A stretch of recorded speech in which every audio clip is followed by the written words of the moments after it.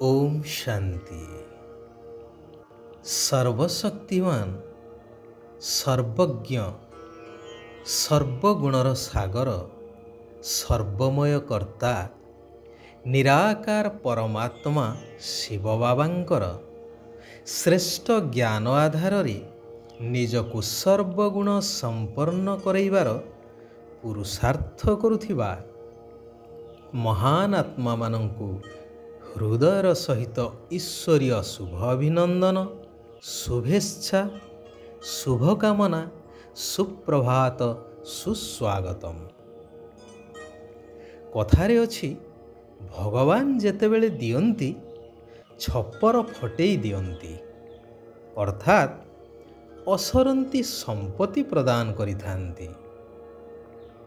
थरे जणे लोक मंदिर को जाई कहिले, प्रभु आपण कुआडे जाहाकू दियंती तार भंडार भरपूर हो जाए, पीढ़ी पीढ़ी खाइले बोइले सरे नहीं, तेबे मो उपरे टिके दया करुनाहांती काहींकी?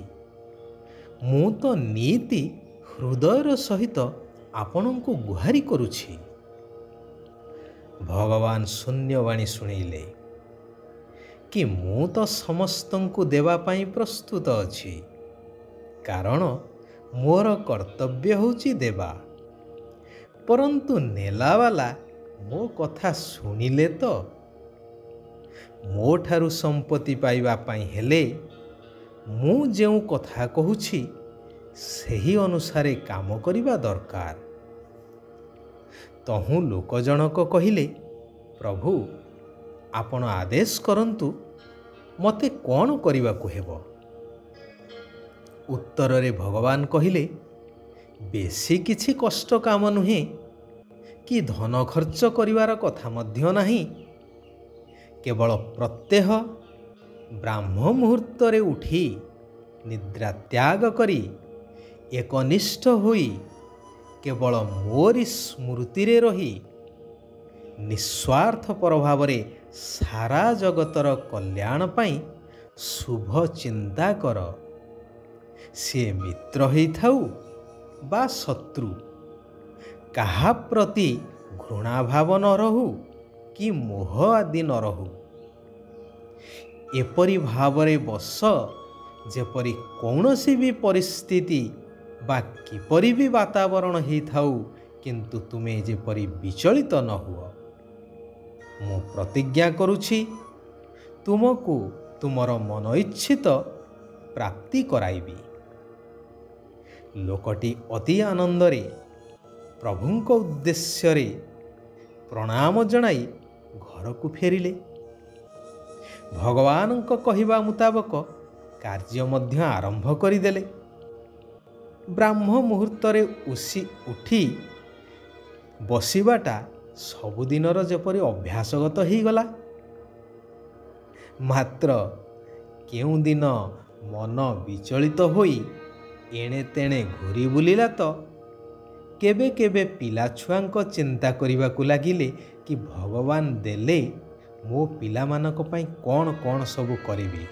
एही योजना बुद्धि रे चलिला। विश्वर कल्याण चिंता करिबा समय रे शत्रुर चेहरा मानस पट को आसीगले।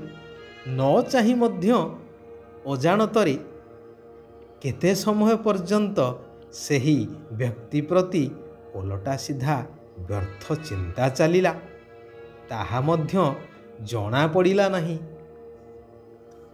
आउ केबे केबे चिंता आसिला कि मु तो एते दिन हेला उठुछि, भगवानंक कहिबा मुताबक करुछि, किंतु काहीं किछि पाइबार तो सूचना किछि मिलु नाही। अर्थात बुद्धि संशय हेई गला। एही परी किछि दिन बीतीगला परे दिने पुनश्च लोक जनक मंदिर को जाई भगवान को अभिमान भरा कंठरे कहि चलिले। किछि न मिलिबार मध्य अभियोग कले। तेणु भगवान कहिले, वत्स मो प्रतिज्ञा अटल, परंतु तुमे तो मो कहिबा मुताबक कार्य करिनाह। ମନବୁଦ୍ଧିକୁ ଏକାଗ୍ର କରିନାହ, ନାମକୁ ମାତ୍ର ଉଠି ବସିଛ। ଅର୍ଥାତ୍ ତୁମର ବୁଦ୍ଧି ରୂପକ ଝୁଲାମୁଣିଟି କଣା, ସେଥିରେ ଧନ ରହିବ କିପରି? କାହାଣୀଟି କହିବାର ତାତ୍ପର୍ଯ୍ୟ, ବର୍ତ୍ତମାନ ଭଗବାନ କହୁଛନ୍ତି, ହେ ମୋର ଆତ୍ମିକ ସନ୍ତାନଗଣ, ତୁମ ସମସ୍ତ ଆତ୍ମାମାନଙ୍କର ମୁଁ ହେଉଛି ଏକମାତ୍ର ସ୍ୱାମୀ। ତୁମେ ଡାକୁଛ ନା, ହେ ପରମାତ୍ମା ସ୍ୱାମୀ। ତେଣୁ ତୁମେମାନେ କେବଳ ମୋ ସ୍ମୃତିରେ ରୁହ, ମୋତେ ମନେ ପକାଇ ଚାଲ, ତେବେ ତୁମର ଆୟୁଷ ମଧ୍ୟ ବୃଦ୍ଧି ପାଇବ। ଯୋଗ ଏବଂ ଏହି ଈଶ୍ୱରୀୟ ପାଠପଢ଼ା ଦ୍ୱାରା ହିଁ ତୁମେ ଭବିଷ୍ୟ ଦୈବୀ ଦୁନିଆ ଅର୍ଥାତ୍ ସତ୍ୟ ଯୁଗରେ ଉଚ୍ଚ ପଦର ଅଧିକାରକୁ ପ୍ରାପ୍ତ କରିପାରିବ। ଭାରତକୁ ଶତପ୍ରଧାନ ସ୍ୱର୍ଗ କରିବାର ସେବା କରିବା ମଧ୍ୟ ଦରକାର। ସେଥିପାଇଁ ମୁଁ ମଧ୍ୟ ତୁମଠାରୁ ଗୋଟିଏ ସହଯୋଗର ଆଶା କରୁଛି, ପବିତ୍ର ରହିବାର। ତେଣୁ ପ୍ରତିଜ୍ଞା କର, ଆମେ କାମ ବିକାରକୁ ଜିତିବୁ ନିଶ୍ଚୟ, ପବିତ୍ର ରହିବୁ ନିଶ୍ଚୟ। ସକାଳୁ ସକାଳୁ ଉଠି ନିଜ ସହିତ ଏହିଭଳି କଥା ହୁଅ କି, ମିଠା ବାବା, ମୁଁ ଆପଣଙ୍କୁ ଏହିଭଳି ସହଯୋଗ ଦେବା ପାଇଁ ପ୍ରସ୍ତୁତ ଅଛି। ମୁଁ ନିଜେ ପବିତ୍ର ହେବା ସହିତ ସାରା ବିଶ୍ୱକୁ ବା ଭାରତକୁ ନିଶ୍ଚିନ୍ତ ପବିତ୍ର କରିବାର ସେବା କରିବି। ଯେହେତୁ ଭାରତ ହିଁ ଅବିନାଶ ଭୂମି, ଗାୟନ ମଧ୍ୟ ଅଛି ଶାସ୍ତ୍ରରେ, ଯୁଗେ ଯୁଗେ ଭାରତ, ଯାହା ନାହିଁ ଭାରତେ ତାହା ନାହିଁ ମରତେ। ଏବଂ ବାଇବେଲରେ ମଧ୍ୟ ଉଲ୍ଲେଖ ଅଛି କି ଯୀଶୁଙ୍କ ଆସିବାର 3000 ବର୍ଷ ପୂର୍ବେ ଭାରତ ସୁନାର ଚିଡ଼ିଆ ଥିଲା। ଅର୍ଥାତ୍ ଭାରତ ହେଉଛି ଭଗବାନଙ୍କର ଜନ୍ମସ୍ଥାନ, ତାହା ହେଉଛି ଅବିନାଶ ଭୂମି। ମୁଁ ସେହି ପବିତ୍ର ଭୂମି ପାଇଁ ନିଶ୍ଚିନ୍ତ ସେବା କରିବି। ମୁଁ ଆପଣଙ୍କ ଶିକ୍ଷା ଅନୁସାରେ ଚାଲିବି, କୌଣସି ବି ପାପ କର୍ମ କରିବି ନାହିଁ। ବାବା, ଏହା ଆପଣଙ୍କର ହିଁ ଚମତ୍କାରିତା, ଯାହାକି ସ୍ୱପ୍ନରେ ମଧ୍ୟ ନଥିଲା ଯେ ମୁଁ କେବେ ସତ୍ୟଯୁଗୀ ସ୍ୱର୍ଗରାଜ୍ୟର ମାଲିକ ହେବି। ଆପଣ ମୋତେ କ'ଣରୁ କ'ଣ କରିଦେଉଛନ୍ତି ବାବା। ବାଃ ବାବା ବାଃ, ଏହିପରି କଥା ହେବା ଆବଶ୍ୟକ। ପ୍ରାପ୍ତିକୁ ସମ୍ମୁଖରେ ରଖି ନିରାକାର ଶିବ ପିତାଙ୍କୁ ନିରନ୍ତର ମନେ ପକାଇବାର ଅଛି। ଶିବ ବାବା କହୁଛନ୍ତି, ମହାବୀର ହୋଇ ପ୍ରତ୍ୟେକ ସମସ୍ୟାର ସମାଧାନ କରୁଥିବା, ସର୍ବଦା ନିର୍ଭୟ ଏବଂ ବିଜୟୀ ହୁଅ।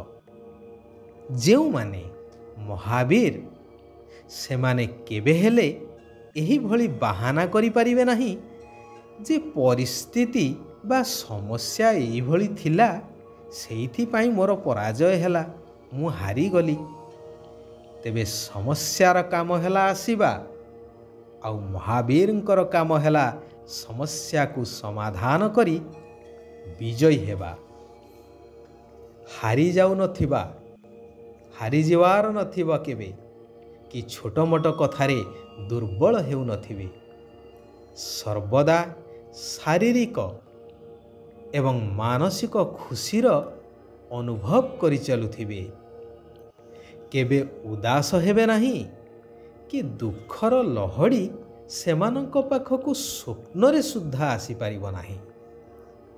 ଜ୍ଞାନୀ ଏବଂ ଯୋଗୀ ଆତ୍ମାର ଲକ୍ଷଣ ହେଉଛି ସମସ୍ତଙ୍କ ପ୍ରତି ସର୍ବଦା କଲ୍ୟାଣର ଭାବନା ରଖିବା।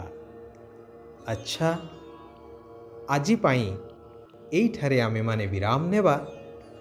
ଆସନ୍ତାକାଲି ପୁନଶ୍ଚ ଆମେମାନେ ସେହି କଲ୍ୟାଣକାରୀ ପରମ ପ୍ରିୟ ପରମାତ୍ମାଙ୍କର ଆଉ କିଛି କଲ୍ୟାଣକାରୀ ମହାବାକ୍ୟକୁ ଶ୍ରବଣ କରିବା, ଆଲୋଚନା କରିବା, ନିଜ ଜୀବନରେ ଧାରଣ କରି ନିଜକୁ ପରିବର୍ତ୍ତନ କରିବା ସହିତ ସାରା ବିଶ୍ୱକୁ ମଧ୍ୟ ପରିବର୍ତ୍ତନ କରିବାର ମହାନ କାର୍ଯ୍ୟ କରିଚାଲିବା, ସାରା ବିଶ୍ୱର କଲ୍ୟାଣ କରିଚାଲିବା।